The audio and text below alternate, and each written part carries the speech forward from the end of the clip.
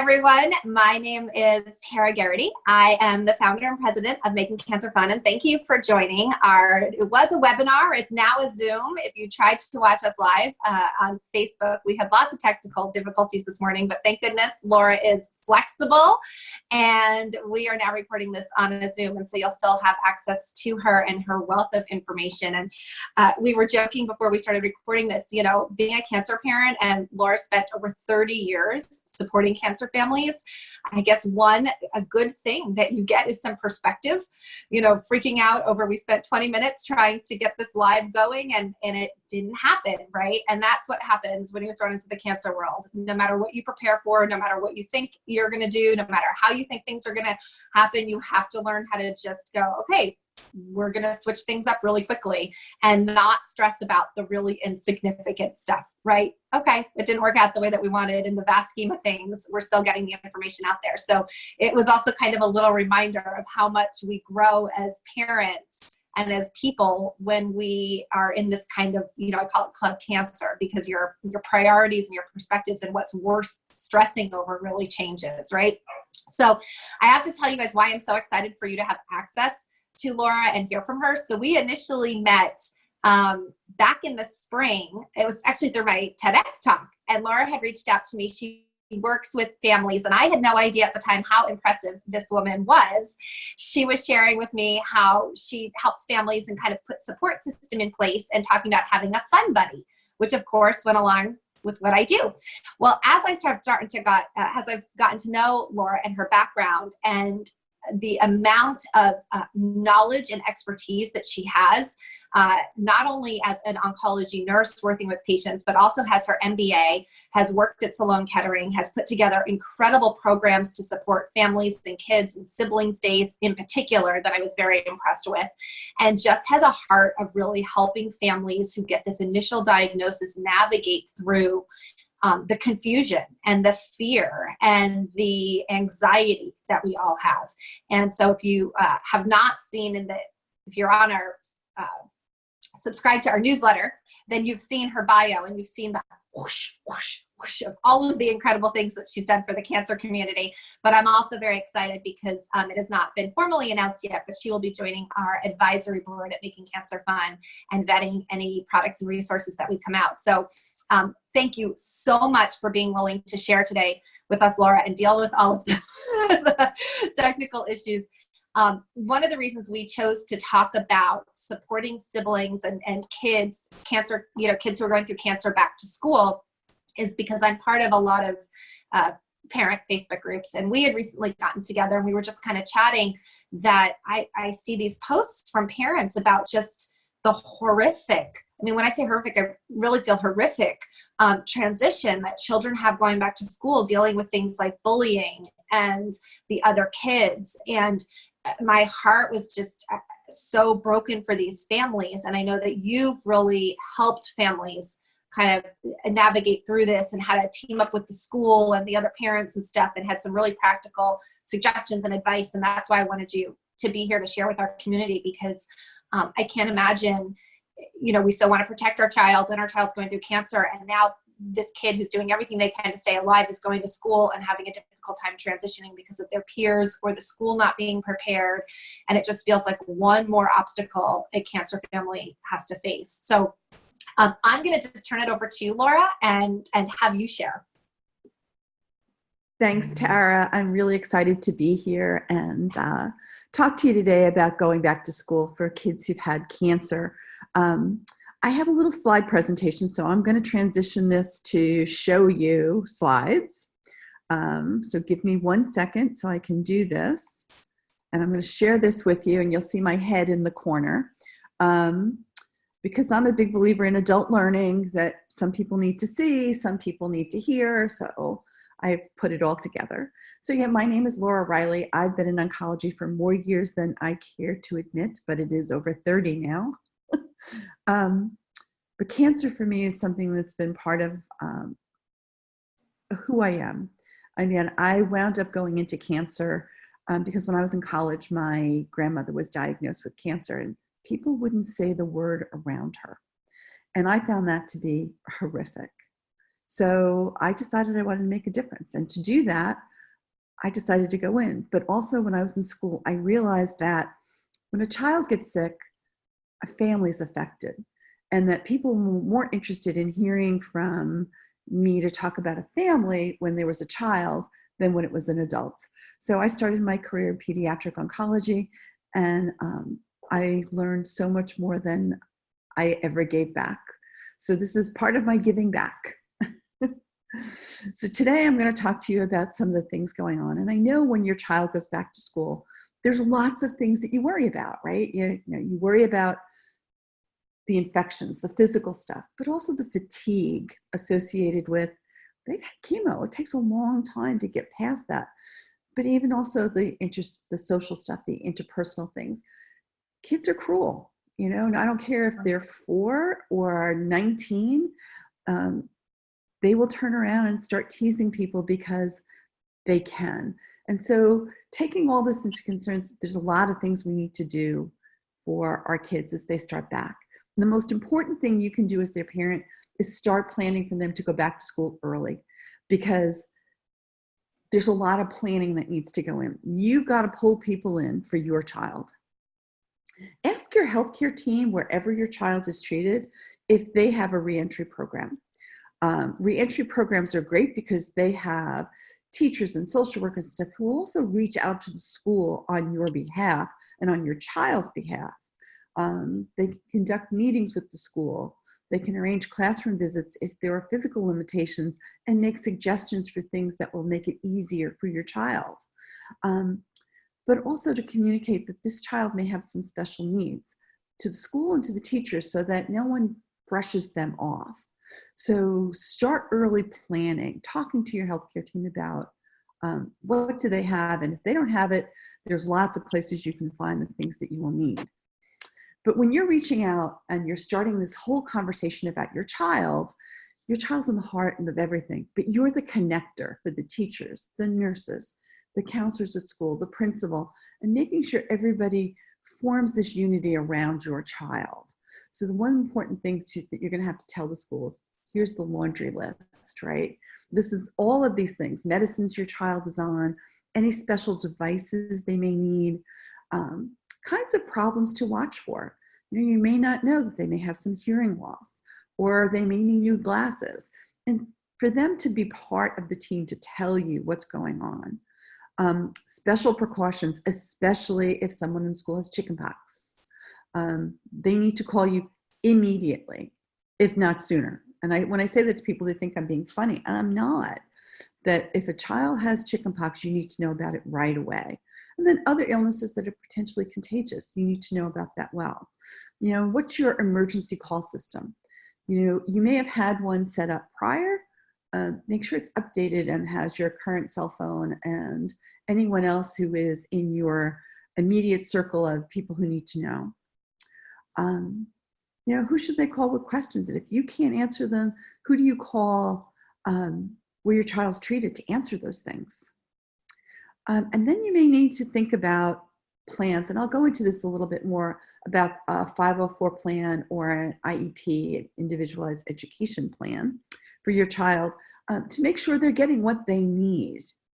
And then any accommodations. Accommodations aren't just about wheelchairs and walkers. Sometimes it's about, and I'll talk a little bit about this, having a water bottle, having a free bathroom pass. Depends on the schools and depends on what they want, but these are the types of things that you need to think about. And there's some learn. So I mentioned an IEP, but there's a couple of things that you need to be aware of. And actually there's, the Americans with Disabilities Act is the big overall one, but the Individuals with Disability Education Act idea is a really great resource to tell you what your child is entitled to. And the Rehabilitation Act of 1973, which most people will refer to as Section 504, these are all things that will tell you what your child should have available to them. And there's a couple of really good resources for you for this.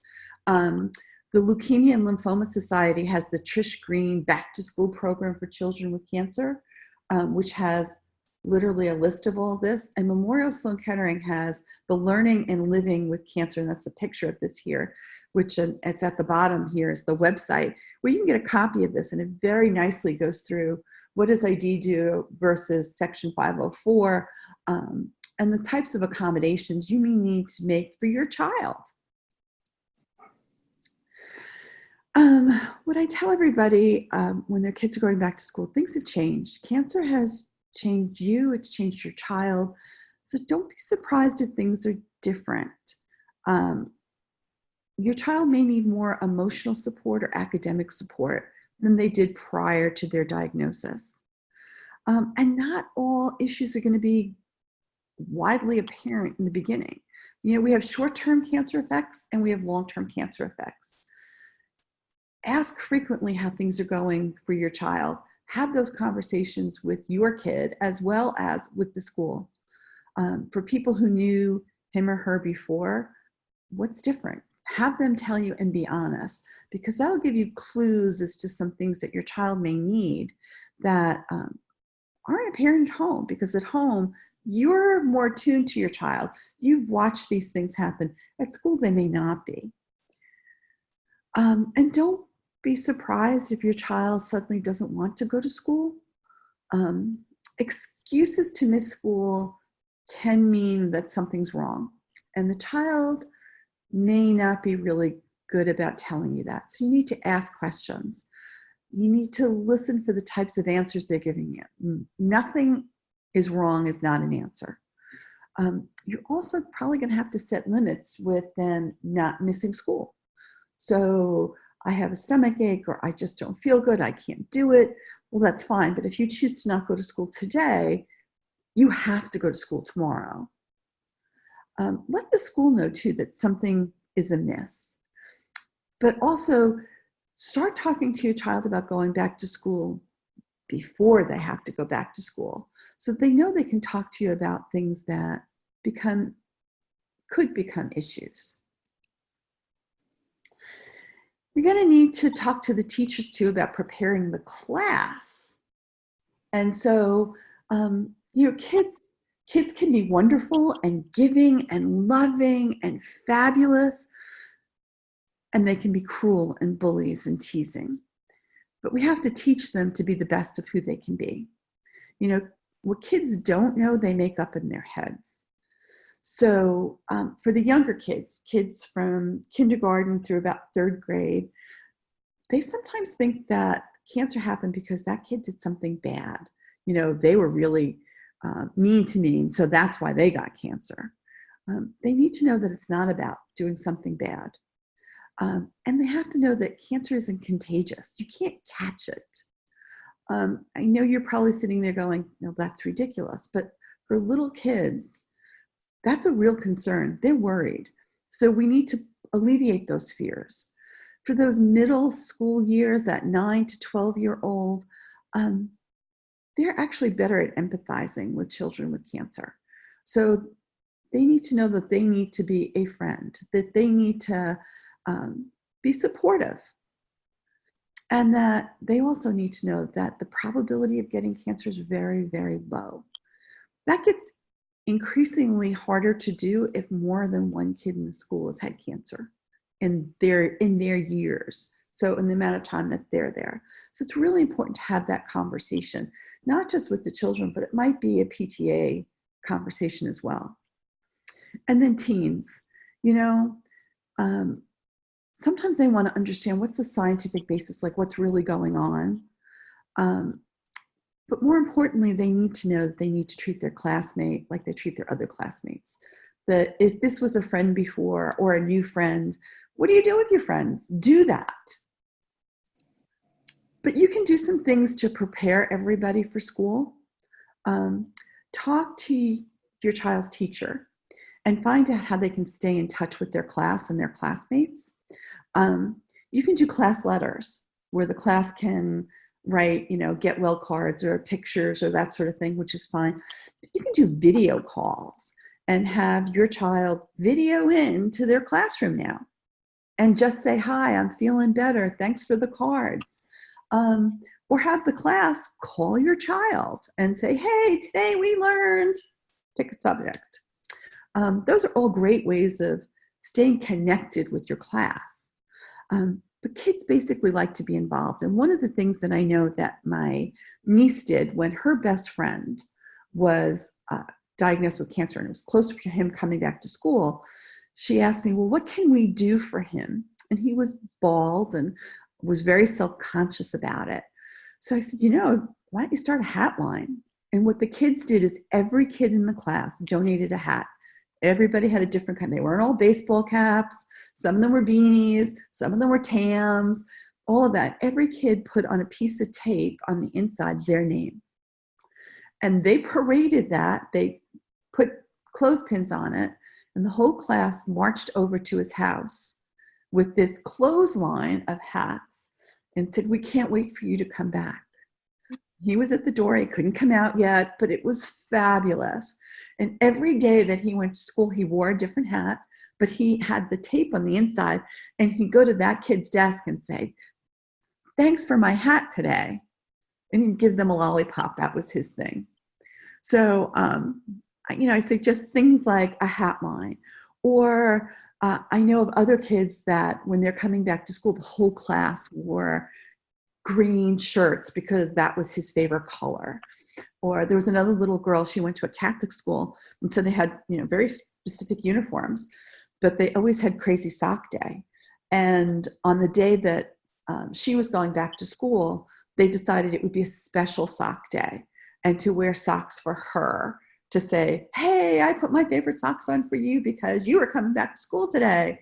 So there's all different kinds of things. So kids feel like they're included in not only the time that your child's away from school, but when your child's coming back, because that's a big event.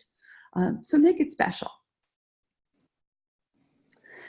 The other thing you're going to need to do is teach your child how to answer questions. And you're going to need to role play this. Kids are going to ask a lot of questions, and they may not do it on the first day or the first week or the first month. It may be ongoing. So, your child's going to need to figure out how to answer some questions without giving very long and lengthy explanations. So for instance, an answer to a question might be, thanks for asking, but it's really kind of hard to talk about, especially at school. So maybe someday you can come over and we can play and I can tell you all about it. Or sometimes it's, I don't know. I don't have the answer to that. Or it might be that you can ask the teacher or the nurse to give an answer. But depending upon what's going on with your child and what the subject is, figure out a friendly way to answer things. Find out maybe from the teacher what kind of questions the kids have had about what's going on. And figure out play dates or situations, but also so that cancer isn't the only topic they talk about. Maybe it's about favorite baseball team or soccer team or dance or any of those, to find out the other topics that the kids can go into. You also have to think about what are your child's physical needs when they go back. They still have dry mouth. Dry mouth takes a really long time. And I can tell you as somebody who has to sip her tea, you have to think about things that are for your child. So maybe your child has to carry a water bottle because of dry mouth. And your school may not be, you can't have water. They need to make special accommodations for that. Some kids need to go to the bathroom more than others because they've had so much fluids and that sort of thing. And maybe it's a long-term bathroom pass that your child needs.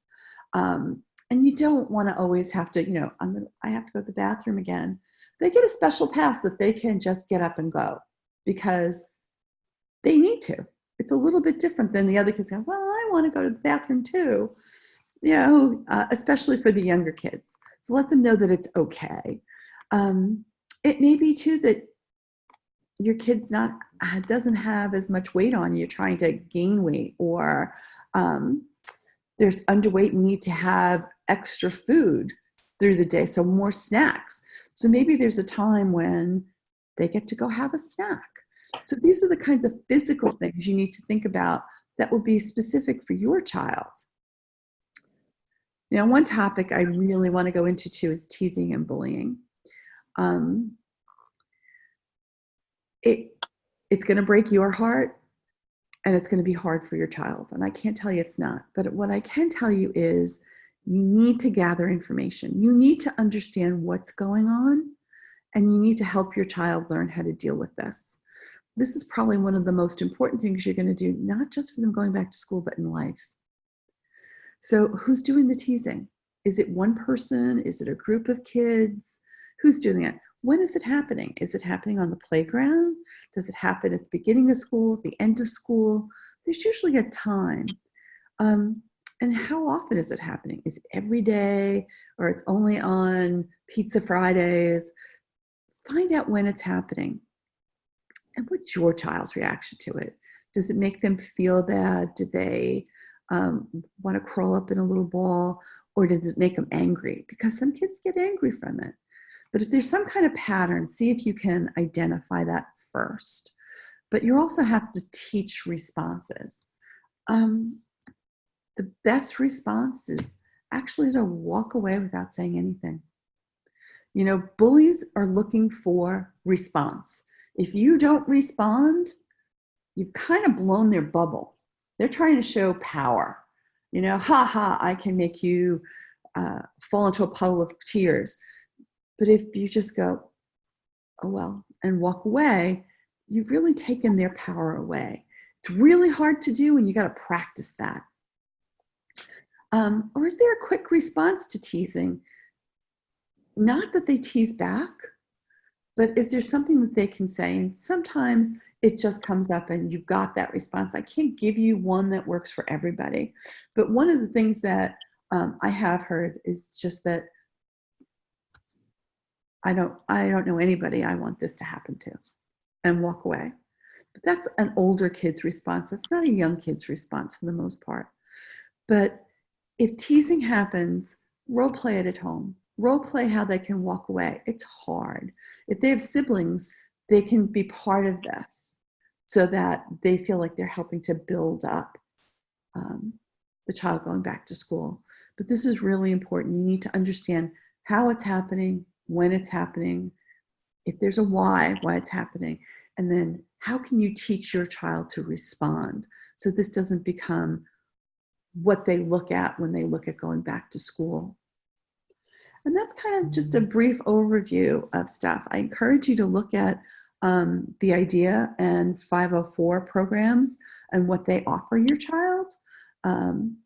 But if you need anything else from me, feel free to email me at laura@anewhealthcare.org, and I'd be happy to help you. Okay, well, Laura, I don't know if you can. I still see you. Okay, there you are. Yeah, I'm gonna take myself off share. Oh my gosh! So I hope you guys are seeing, like, this is why I was so excited for Laura to be on here. So I did want to chat about some of the things that you shared. I have to say, when you were going through the physical pieces, I think we had every single one of those for Emily. That she had to bring her own water bottle, and I do remember the bathroom being an issue. And that idea of not having to constantly say, because the other issue that we were having is they were saying she was taking too long in the bathroom. And they thought she was kind of fooling around, and letting them know that that wasn't happening. And the food was a big issue. That was a huge issue because they had such a little bit of time to eat. And she was so underweight for so long that was a big one. So I think it is important to really talk through that and to advocate. And I think sometimes it stinks, you feel like you've been advocating so much for the hospital, and now you're going to go have to advocate at the school. One thing, when Emily started, because she had never gone to preschool. So, and I know every state is different, but she really had kind of missed those preschool years because she was 3.5. And so I was not really looking for her to go to kindergarten. And they were able to kind of have her tested to see whether she should do a pre-K or a K. And my idea was, let's put her in pre-K so she gets a year of school first. And they actually found that she was ready intellectually for kindergarten. Right. But we did put her on an IEP. And the state that I was in put her on the IEP because of just with her cancer background and never having gone to school and things like that. And so she also has hearing aids from her treatment. And so it was covering that.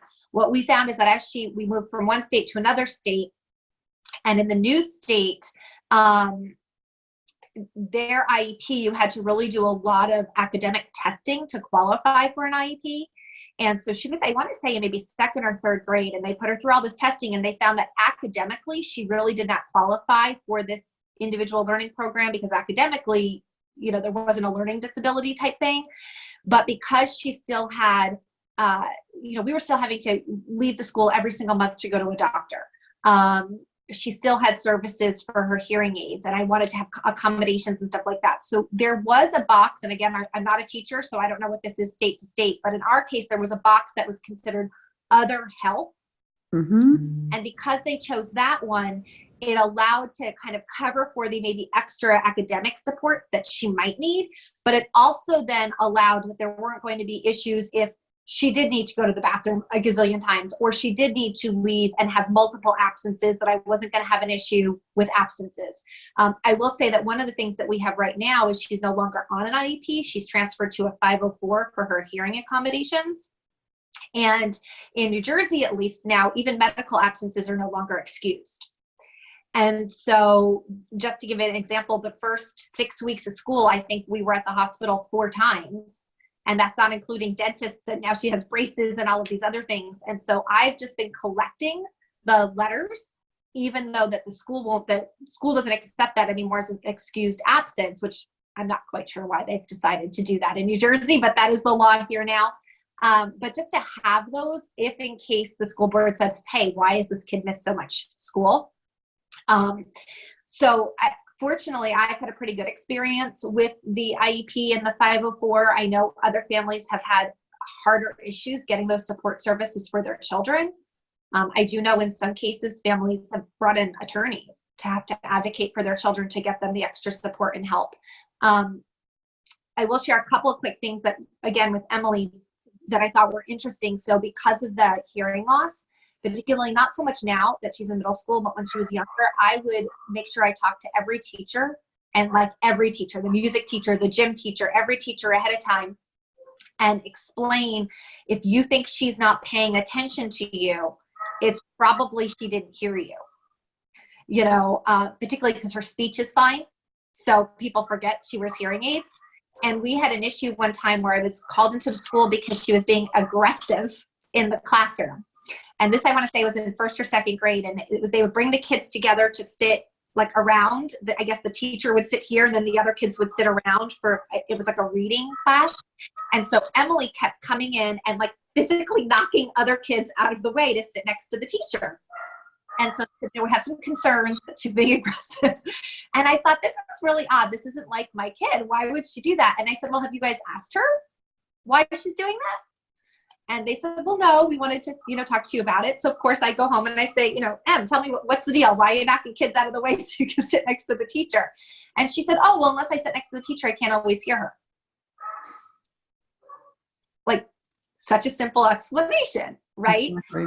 And so, or even things like, when they were little and they would sit in the circle and the teacher would say, no, but she's not always paying attention to the kids that are talking. And again, Em, why aren't you paying the kids? For her, by the time she could figure out where the sound was coming from and who was talking, the next kid was talking.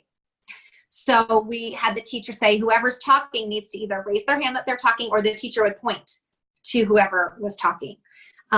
Even things like seating, sometimes can make a difference.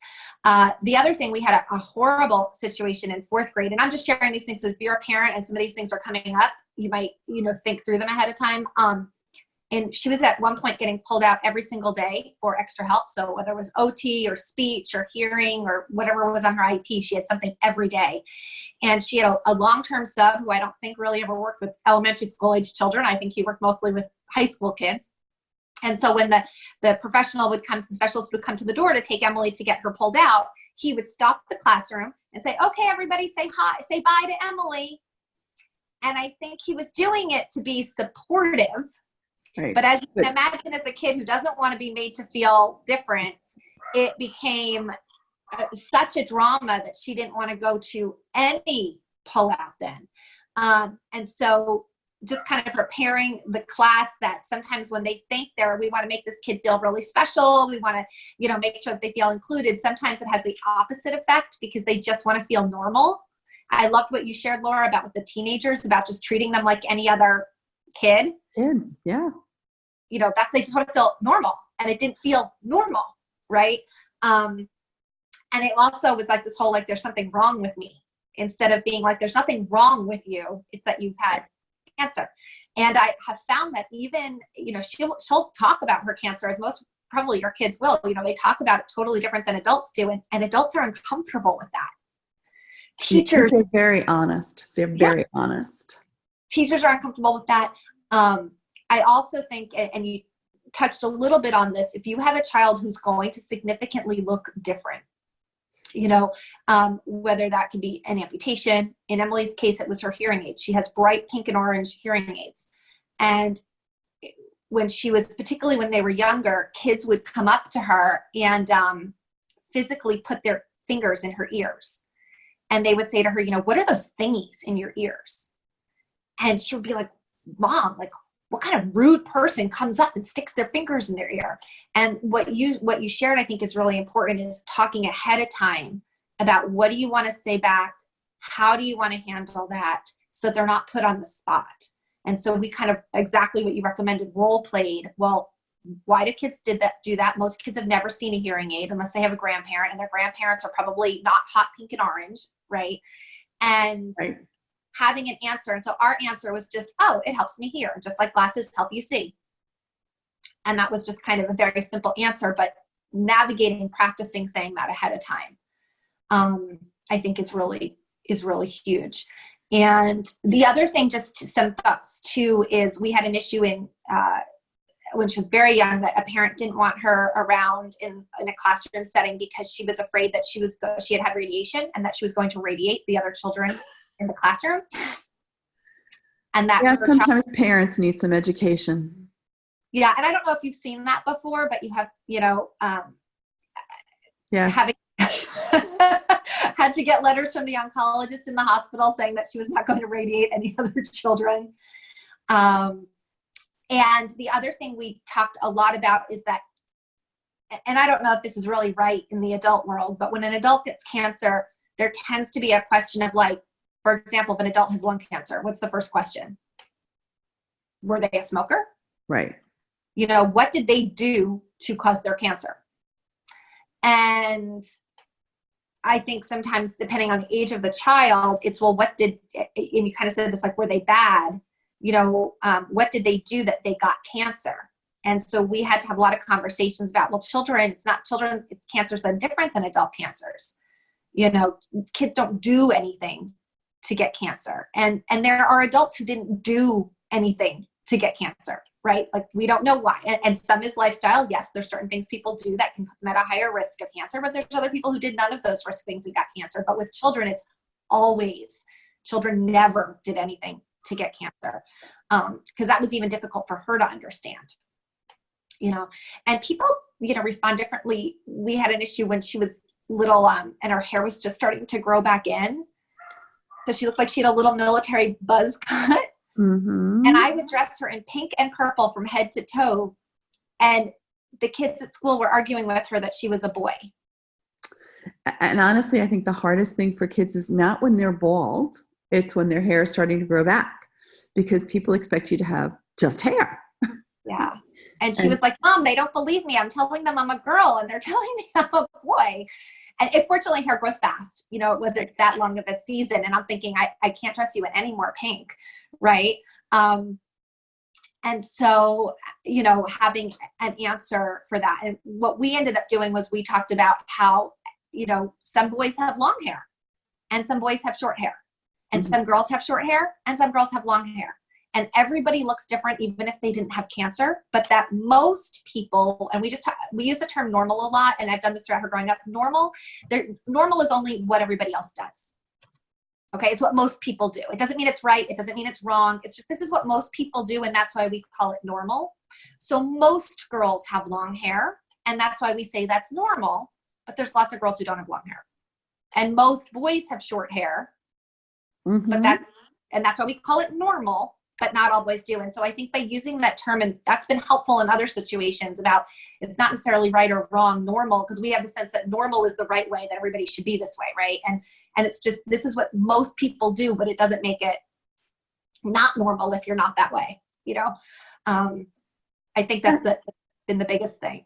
And I think, honestly, it's all about talking and preparing. And I know it's really hard to kind of pre-think these things, but to think about, because you look at your kid every day. So to you, you're used to seeing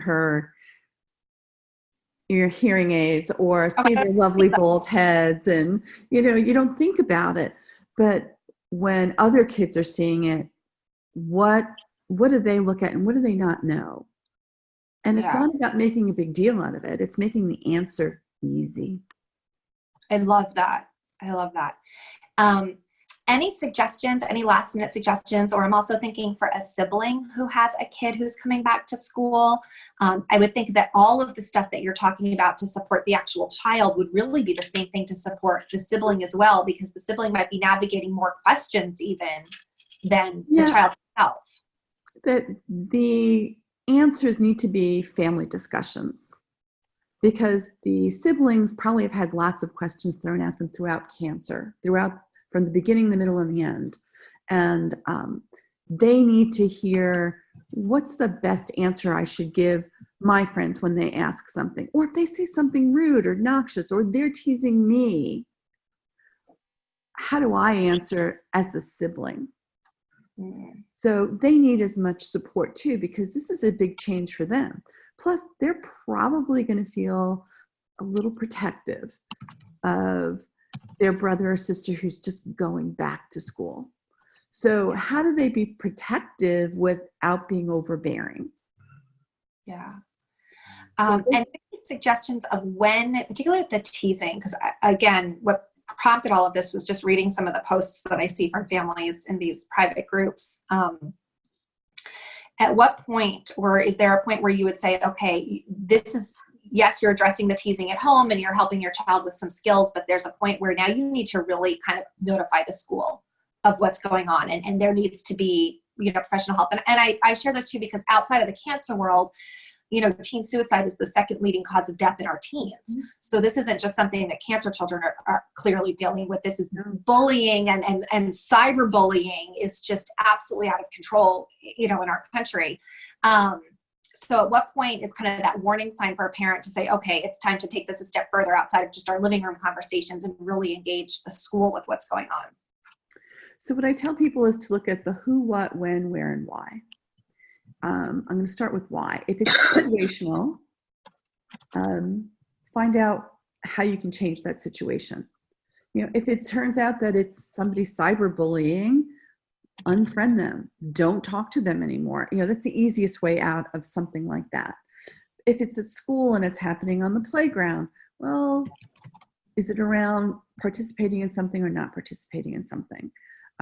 Find out the why. The who, if it's one person or a group of kids consistently, you probably need to talk to the school so that they're aware and pull those kids aside. It's probably going to be the nurse or counselor who's going to do it and say, hey, you know, some things are just not fair, and your response to this is not fair. What are they doing? Is it physical? Because some bullying and teasing is physical. Sometimes it's emotional. Sometimes it's really kind of, well, you can't do this. You know, my grandmother always said, can't do that. And which to me always meant that I can do anything. The only one who can't is the person who said it. So that's all part of that. The other things to look at is, you know, the who, what, the when. Is it happening at certain times?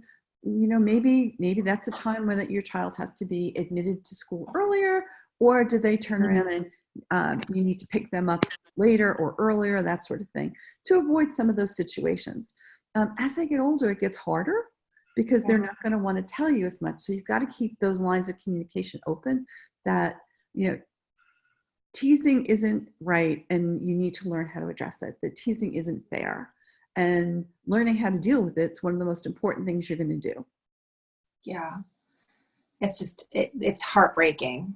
Oh. That child who's already, I mean, any teasing, any bullying is heartbreaking. And when you look at a child who's battling to keep their life, it's even more heartbreaking.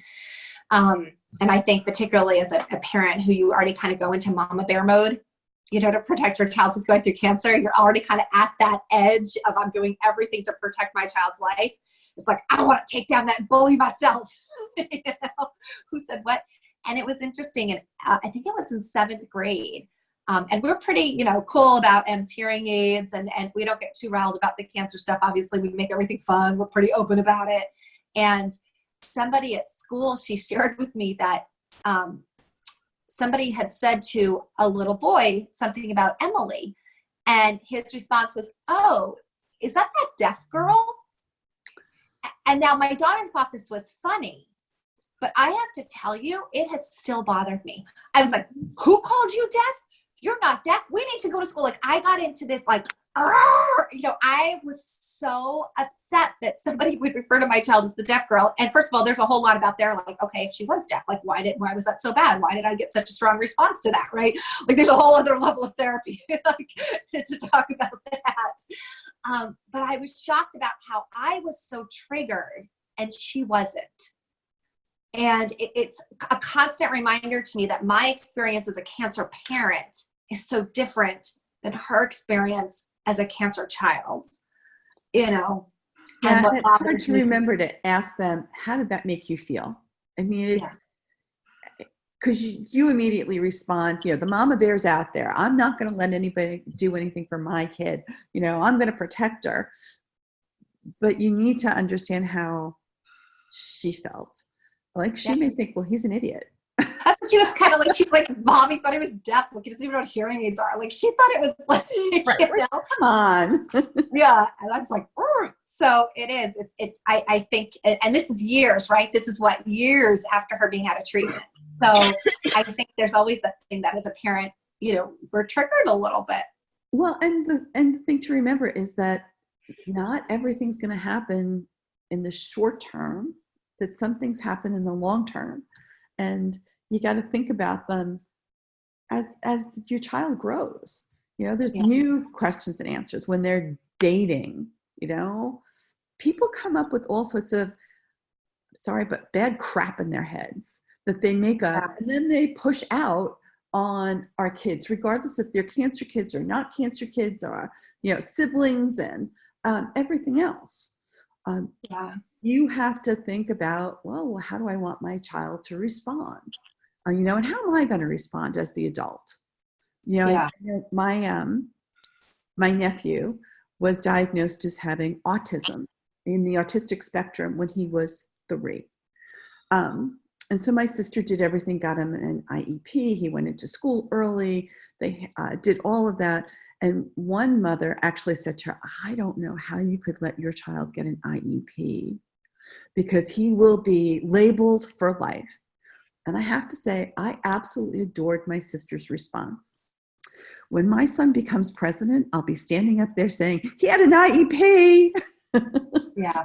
You know, it's so interesting you bring that up, Laura, because when Emily was on her IEP, I remember the hearing specialist coming in, and it was so funny. She kind of tiptoed around. She's like, you know, I would like to add this support for her, and I'm not sure. How do you feel about this? And my attitude was, sure. If this is going to give her more support, why wouldn't we give it to her? And my sister's a special education teacher and does IEPs. And I said to her, you know, it's so strange. They're always so shocked when I'm okay with the support.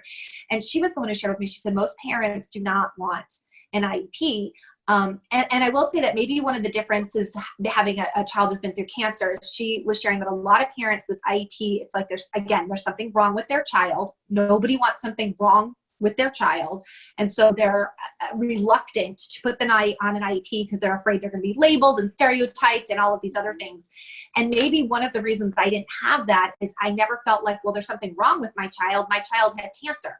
And just like I'm giving her all of the physical support with physical therapy and respiratory therapy and everything to physically support her body, why wouldn't I want equally all of the things to support her, like mental and educational support?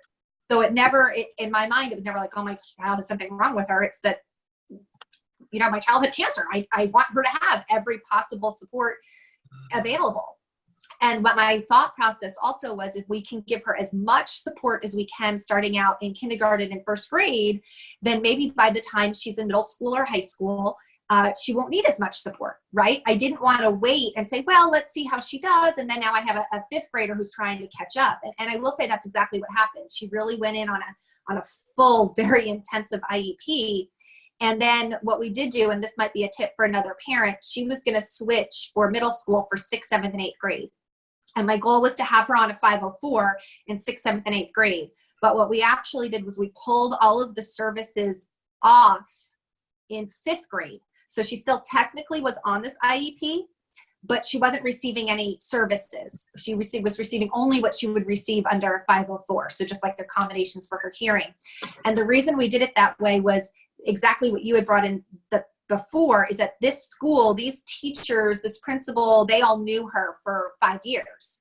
And if there was going to be a drastic change in her learning, they would be the ones who probably notice it more than if she started a new school on a 504, they did not know her, and then she was struggling, like nobody would have anything to compare it to. Right. There's no history. Yeah. And so that for us worked really well, because we were able to evaluate at the end of 5th grade with people who had known her, and for them to confidently say, yes, we feel that she will be fine on a 504 going forward. And there are things like I watch everything now on closed caption. And what's so funny is that when she's not even watching TV with me or at home with me, I still watch everything on closed caption. And a few times when I've turned on like my mom's television and there's no, I think they even have closed caption at my mom's house now, but I think I'm somewhere recently watching TV and I'm like, how am I supposed to watch this? There's no words. Like, you just become so accustomed, where in the beginning it was so weird to, like, I was so distracted by the words on the TV, and now doesn't everybody watch it closed caption? It's funny how you adapt. And making sure that, because now everything's a lot on video, making sure that that's on, everything that comes home from school is on closed caption, things like that. I think that the tiredness that you brought up is a huge piece. Huge. Yeah, keeping up with that. And I just want to end with a couple of things. So before we finish up, I do want to let you know, I'm going to have all the links. You'll have all the links posted to be able to find Laura. You can go to her website. I know that you offer a 30-minute complimentary kind of intro call, because you do work. So Laura works with families, helping them really navigate when they have a new diagnosis, the questions that she should be asking. And what's nice, and I wish I had had this service when Emily had been diagnosed, because what I love about what you provide families is that you're not affiliated with a hospital. And so if you kind of want somebody who's got this high level of expertise, credentials, but is a neutral third-party person, I know that you also have a great packet that you shared with me of just questions to be asking, the things that you want to know, the things that you want to write down. And it's a free resource that Laura offers. So you can go to her website and get that free resource. And it just had some really great, you kind of get thrown into all these terms and you're like, what should I be asking? What is important for me to know? And so to have that consultation to say, okay, are your services something that would be really beneficial for a family right now at this time? And I know that you've also shared that sometimes it's just maybe a few-hour consultation that you do with somebody and they just want to hire you initially to kind of help set up and navigate. And then other families you do work with longer term. As kind of, their support system. And it's nice to have somebody who's not a family member, who's not maybe part of that medical team, but this like third party person that you can go to and get support. So I do want to make sure that you guys know how to find her, that you can go to her website, you can schedule that complimentary call, you can follow her Facebook page. I know the conversations that we've had, I feel so blessed to just have you in my circle of influence, and you have such great perspective and ideas, and very practical. What I like about what you share is everything is very tangible and very practical for families.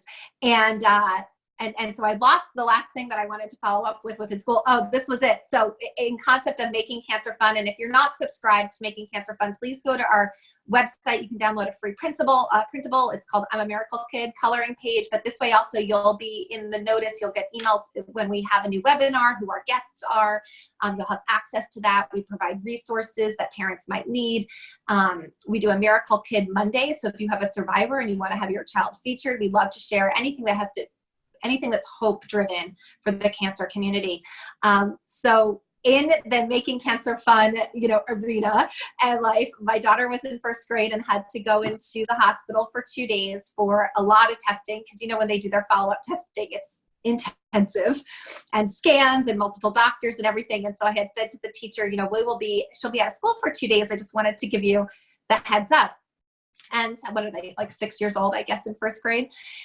And so we went to the hospital and our big thing is we do, we make everything fun. And so I get a call a couple of days later from the teacher, and she said, Miss Garrity, I have a question for you. She's like, I thought you told me that Emily was going to be in the hospital for 2 days. And I said, yeah, that's, we were in the hospital for 2 days. And she's like, well, when she came back to school, of course, the other kids asked, where were you? And this will happen, anytime your kid has to go to, anytime a kid's out of school, everybody's like, where were you?